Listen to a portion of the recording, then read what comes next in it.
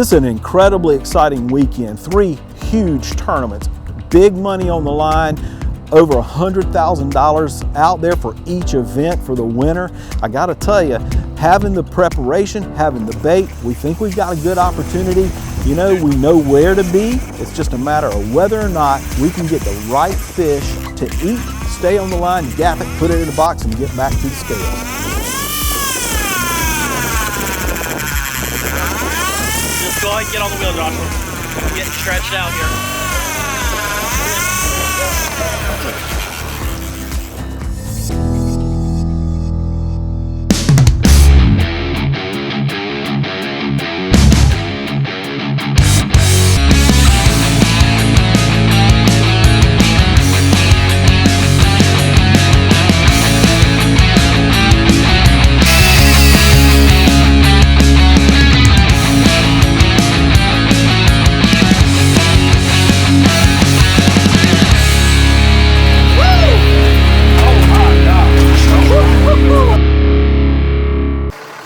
Day 1 of the Swansboro Five-0 King Mackerel Tournament. Gotta love king mackerel fishing. About 5 o'clock, time to get an early start.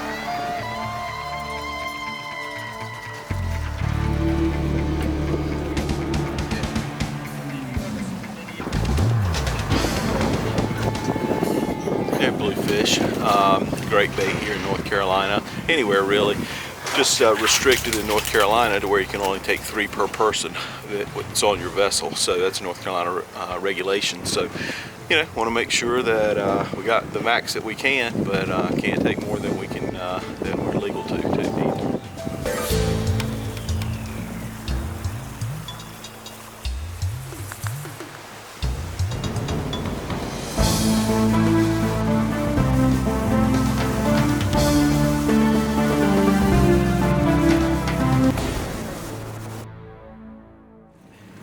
Yeah, so back here in Hatteras Island's pretty noted place for catching menhaden. We call them pogies around here, and kingfish love them. Real oily fish, very nutritious for them. Nasty little critter, but everything in the ocean loves them. You know, we're out here, they're a little scattered this morning. They get a little scattered well. The weather starts getting a little cooler. There are not any boats out here right now looking for them either, so can't really target them and see where others might be, where they're possibly holding.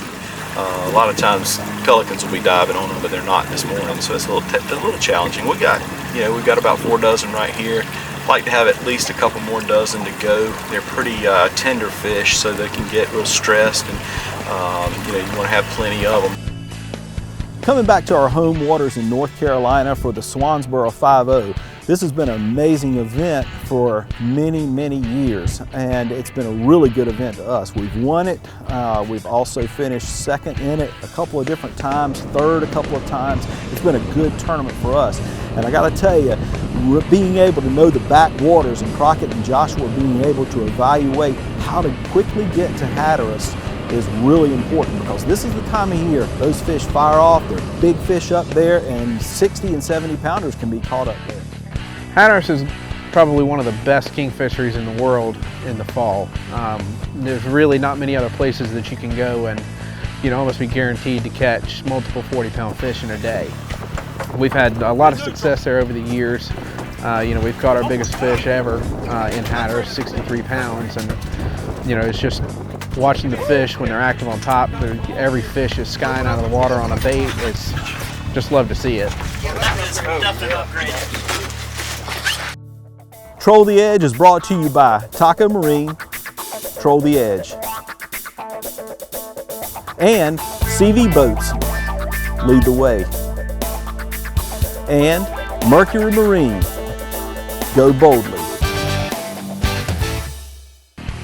Tournament fishing has been something that's real prevalent in our fishing career. We've lived here for almost 20 years, and 17 of that has been through a tournament environment. As a kid, I was involved in all kinds of sports: football, basketball, baseball, anything that had a ball, I was involved with it. My kids found their competition and the competitive spirit in tournament fishing. met some great people, unbelievable fishermen, and I gotta tell you, the environment is as exciting as anything that included a ball for me when I was a kid. I still love it as a 56-year-old man. I can't wait every single weekend that we get to go out together. So we're out there and boom, immediately we got 2 fish on at one time. We put out a spread of 5 lines. We didn't even get the 6th one out, and the next thing you know, you got 2 big fish on running in opposite directions. There's a whole lot going on there, trying to get all the lines in, make sure nothing gets tangled, make sure that the baits are put back in the live well so that they stay alive so you can deploy another one. And I gotta tell you, it's you don't even think about it a lot, but there's a lot going on there so that you know what to do so you don't get in the other person's way, you don't get in a line, get it tangled up and possibly lose a $100,000 fish.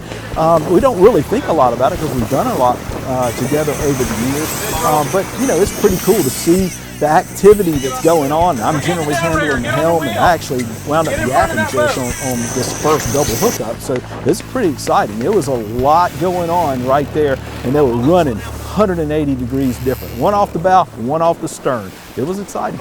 It came back on.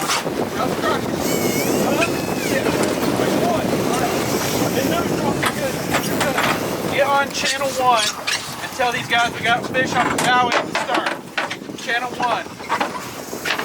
It's a white contender. So what ended up putting us in that good bite is a lot of people had fished about 30 miles farther south the weekend before, and there was a really good bite there. And just based off of that, people were staying longer than they should have instead of going ahead and heading up to the spot in Hatteras. And fortunately, we made the call earlier than most people. I think there was only one tournament boat that was at Hatteras before us, so it ended up being the right call, and we caught quite a few really good sized fish early. We had a bunch of fish that were between 40 and 45 pounds. It was just a really epic day of fishing. Yeah, Crockett's angling skills are super. Ever since he was a little boy, you know, 7, 8 years old, he had a lot of talent and understanding, you know, how much pressure to put on a fish, how much pressure not to put on, when to increase drag, decrease drag. King mackerel fishing is no different. You know, he knows when and how, you know, to really increase the pressure or when to let the fish really take off, do its thing. And you know, he's trying to hold its head and make sure that it stays close to the boat if at all possible. It's a lot going on there, but both of my sons are really talented when it comes to understanding how a fish runs, how it acts, making sure that, you know, that not too much pressure is put right on it, because that's what happens a lot of times. A lot of times people get close to the boat and you want to put more pressure on it, and you really can't do that. We're using tiny hooks, number 4 hooks up here, and treble hooks, and they're really small. And so some of these fish, I mean, they're big, you know, small tackle, light gear, and understanding how to fight that fish, patiently fight the fish, is very important. Yeah, I got 4 on.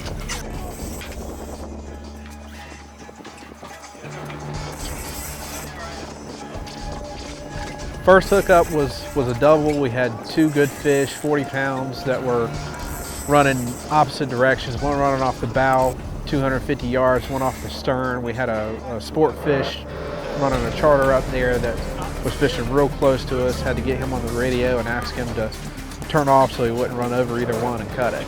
Yeah, it can get hectic, especially with the double hookup, but the biggest thing is just staying calm and paying attention to what the fish is doing, where the lines are, and not making a wrong move to get them crossed out. All right, coming back. Coming back. Here's my thing. We're right here. Stick it. Yeah. Oh, get him over. Get him over. Yeah. Yeah. Woo!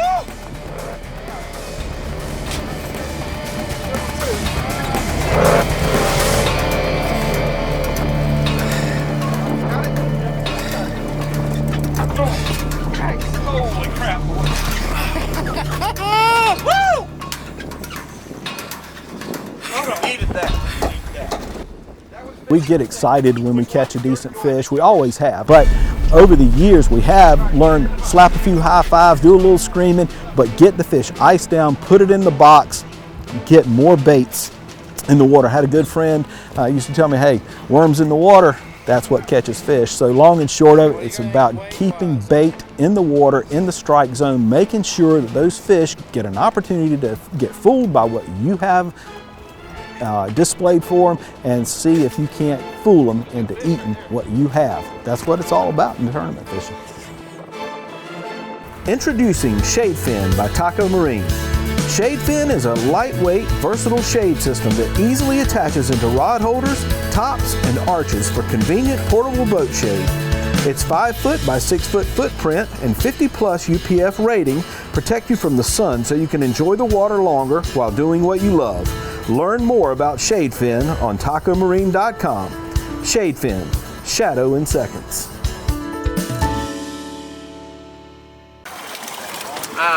Typically I run the boat, do about all the time. When we're running to our fishing spot, on the wheel while we're trolling most of the time. And then once we get a fish on, usually I'll transition from the wheel to the gaff. Crockett fights all of our fish. And I gaff, my dad will drive the boat, while we have a fish on. Whenever we get a double hookup and it's just the 3 of us on the boat, it's kind of a free-for-all. We can all do, whatever job is necessary, so we just kind of work it out best we can. Yeah, it helps knowing the waters, being able to cut off any amount of time that you can. It's real important. It's almost like a boat race to see who can get there first, because you never know when that bite is going to be. That bite can be real early in the morning and shut down, by 8 o'clock. And if you miss that, you might not get a bite the rest of the day, or you might catch just small fish while those big fish fed real early. So you try to get there as early as you can to give yourself as much time as possible to fish and catch that bite, whether it's early or late. The big fish were caught real early, and then it was just kind of, 1 or 2 here or there throughout the rest of the day. We caught fish all day, but the quality fish, the majority of them were caught early. When you're in a good bite like that, you try to catch as many fish as you can in order to give yourself a chance to catch one of the big ones. If you're catching 30-pound fish hand over fist, there's going to be a 40 mixed in there somewhere. And so you just try to keep as many baits in the water as much as you can and just run through as many fish as you can during the day to get that one good bite. We keep a minimum of 16 rods on board with us that are rigged up and ready to go, so that we don't have to, if we get sharked up, we catch 2 or 3 sharks or amberjacks or barracuda or whatever, they destroy the rigs. We don't have to sit there and retie before we can put baits back out. We're able to just get baits on a new rod out in the water, and then we can focus on retying while we're still fishing at 100% capacity.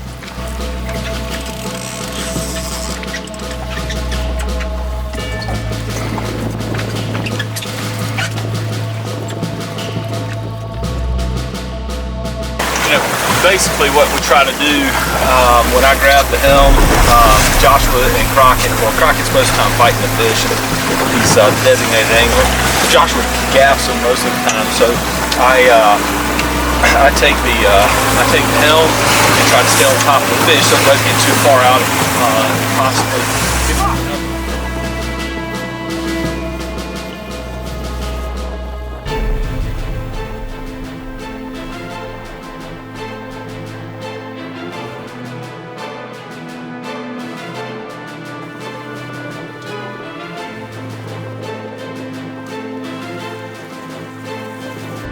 In Hatteras, you get a lot of double and triple hookups, and it can be pretty crazy, especially with as many boats that fish up there, the local commercial fleet, local charter fleet, and then all the additional tournament boats added on top of that. It can be a mess. When you get fish running in different directions off the side of the boat, you can't chase anything down. You've got 300 yards of line stretched out from each side of the boat, and you literally can't go anywhere. Inevitably, you're going to get some fish that get run over and your lines get cut. And it's just part of fishing up there, unfortunately, because there's so many people that fish, and you're gonna lose a couple of good fish like that, but it's just part of the fishing.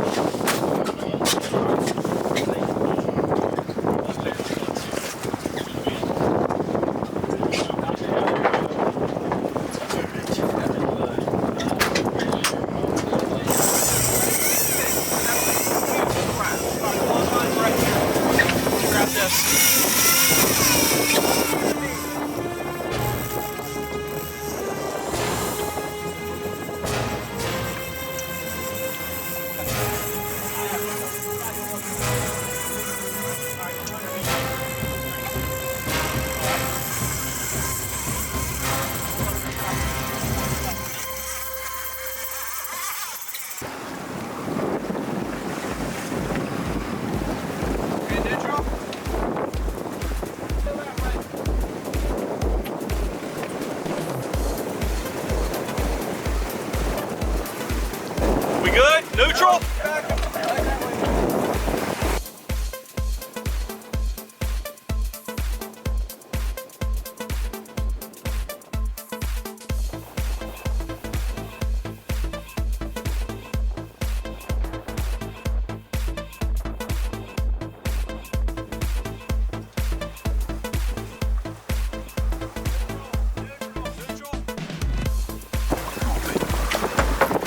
In neutral.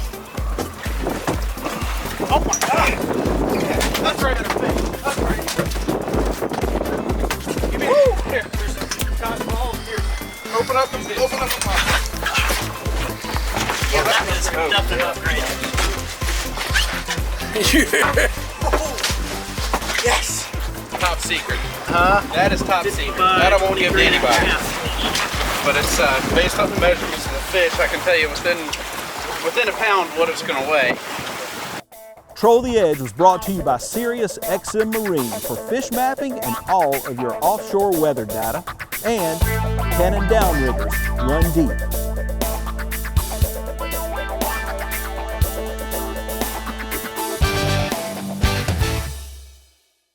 There's certain fish that as soon as they hit, you know it's a beast. And it's just a certain way that the fish run that you can tell pretty much immediately. And this fish, it was by far the strongest king that I've ever fought. I caught one last year that was 63 pounds, didn't fight anywhere close to this fish. This fish, it made either 6 or 7 runs. The average king will make 2 runs. The 45 that we caught the day before made 2 runs. That was it. I've never had one make this many. We saw the fish, had fluorocarbon on the rod multiple times. Unfortunately, just could not get the fish high enough in the water column to get a gaff in it, and ended up losing it. So that was pretty disappointing and quite a heartbreaker. Did it get in his shit? I think so.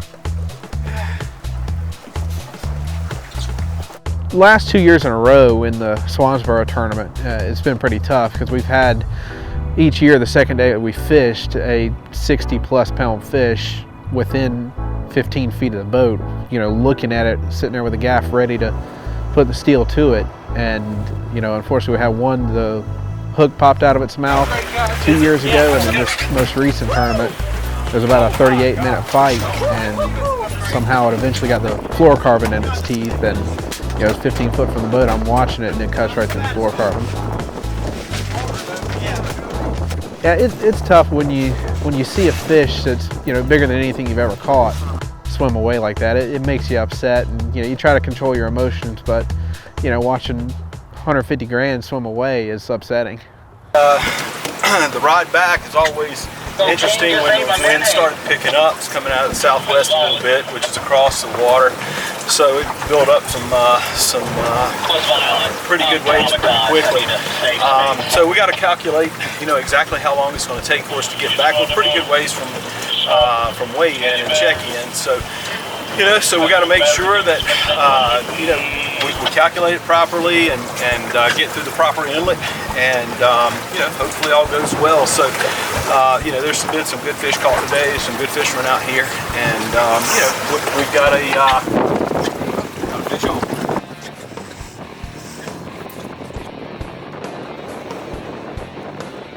Yeah, gaffing a fish is really, that's one of the funnest things, the most exciting things that you can do on the boat. And Joshua's really good at it. It's you know, he's a good firearms guy too, so he's a good shot. So it's no different than gaffing. You know, he goes out there, ready, aim, fire, and boom. He normally doesn't miss if he gets a good shot at it. But I tell you, gaffing a fish is hard. It can make you feel foolish and look foolish because they can make a quick turn in a heartbeat. And you're out there, we got this 12-foot aluminum gaff, and you know, it can be tough to handle sometimes. So those fish can move quickly. They can turn away from you, and you don't have a good angle. So it's a lot of skill involved, and Joshua does a really good job with that. Jeez, that one's huge.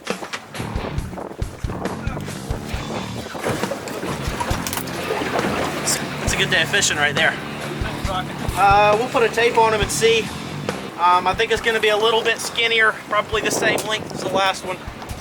Yeah, it's exciting. I mean, you never know who's going to pull out the big fish. You always hope it's liquid fire, but you know, you got to win some, got to lose some, and you don't expect that you're going to go out there and win every tournament. If you do, then you know you might as well not do that. It's just, yeah, you go out there, you do the best you can, and hopefully you'll pull out a win. And they have, and they've enjoyed some success. But just like everybody else, you're going to have losses, and that's just the way it is in king mackerel fishing. Yeah, and when they have 2 or 3 tournaments in a weekend, you have to make sure the gear is working, from the small equipment to the boat.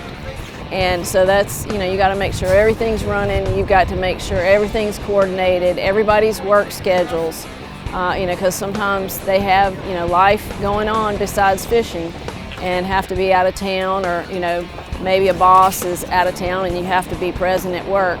So it's a lot to coordinate, especially now. A lot of the tournaments in North Carolina, they all want their tournament to be in October or November, because that's when the hot bite comes in the fall. So it's typical now for us to have at least 2 or 3 weekends in October where there are multiple events that they're fishing at once. It's awesome to have them at the weigh-in waiting to see us come in. They're standing at the dock waving, screaming, ready to go. I'm excited for the time that I'm able to start taking them on tournaments, hoping in the next couple years they'll be seasoned enough to start experiencing some of that hands-on with me. I was 14 when we started tournament fishing, and Crockett was our 7 or 8 at the time, and so he was about the age that my daughter is now, and he's done real well with it over the years, and hopefully they'll take a liking to it as well.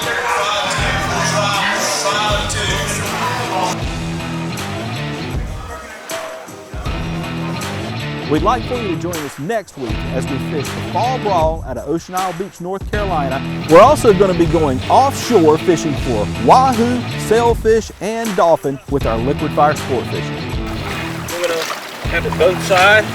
Gave us a great fight, a lot of fun. Crockett did a great job angling. Joshua did a wonderful job keeping it on the fish.